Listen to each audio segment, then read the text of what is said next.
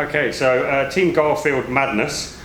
We're going to turn our charity vehicle orange, and we're currently the third.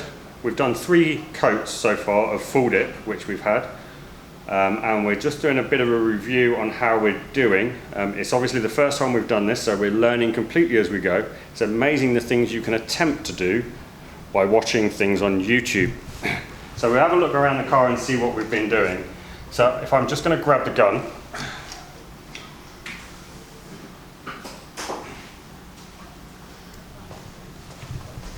So we found some little nuggets of things to try and keep to.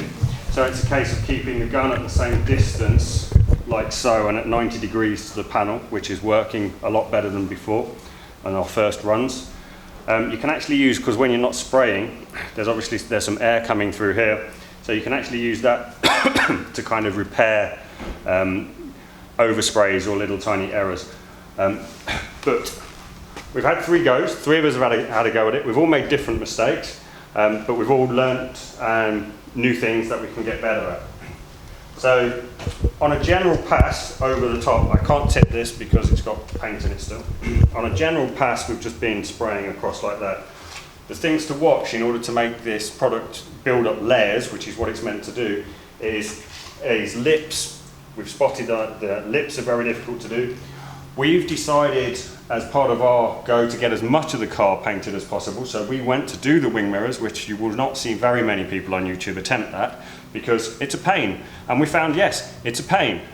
So getting the underside has been difficult. Getting on the inside has been difficult. As you can see, that's why we've got the mirror at the angle it is now, so that we can actually get the paint gun in at a decent angle. We've got a weird thing on this. This is a 1999 Jaguar S-Type. There is a chrome finishing trim that runs along the top. So we're optimistic that we've been able to keep that and that we can have the contrasting colours. So as we come down into the wheel arches, that's the other thing that we missed on a couple of our first passes. The inner lip is something that we didn't spray. We just sprayed across the tops here and we didn't go into the lip. We're not worried really about overspray, or shouldn't we have any need to worry about overspray onto the inner sills, because over time that will probably just come off from just driving anyway, so it's not really going to be a major issue. So it's just something that we missed. It's about building those layers up. Lots of people on YouTube complain that they can't really peel it off, or it damages the car after you've peeled it off. And from what I've read, that is generally down to application and the fact that you're just trying to put too much on in too short a space of time. So doing a 4 litres worth of FullDip on a car in 3 or 4 passes is a lot worse for the product than doing 6 passes and doing it a lot easier. It's all about just building up those layers slowly and surely. So what else have we found out that we've been going around? We've got the lips on the back. We forgot here to go, because we've got a sort of a vertical and a horizontal panel here with a nice curvature on the car. It makes the car look lovely. It's very difficult to actually get the paint in at the right angle. You have to trust your masking tape. I think on our first 2 passes, we didn't trust the masking tape. So now on the next few passes, we should be able to resolve that because we've got enough passes still to go. We come around to the back, and again, it's all about knowing and spending some time looking at the shape of the car. So in here, in particular, above the number plate, you'll notice we didn't take the number plate off, mainly because the screws are rusty, because after all it is a banger and the challenge is called get your bangers out. So I actually wanted to keep a number plate for later. We've made a rudimentary effort to try and keep the S-Type badge in chrome. We'll see how that goes when we come to demasking everything. Exhaust mufflers we've taped off just to stop it from smelling when we start the car up and burning the vinyl.